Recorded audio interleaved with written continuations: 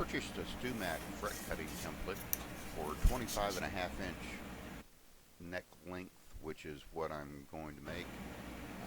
Here I am attaching one of my fret boards that has been prepped and already has a radius on it, using some two-sided sticky tape, 4 small pieces just spread across this and attaching it flush to one edge of the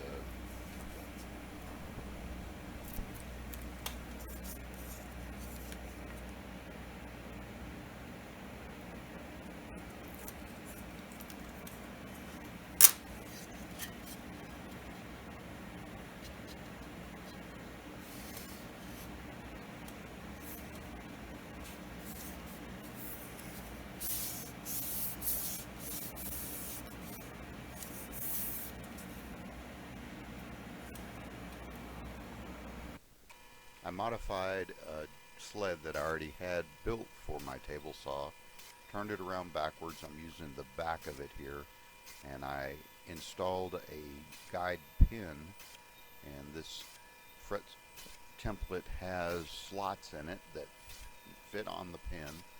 The fretboard is radius side down on this jig, and I sanded a little bit of a radius into the bottom of my sled so it would sit flush and not rock around too much.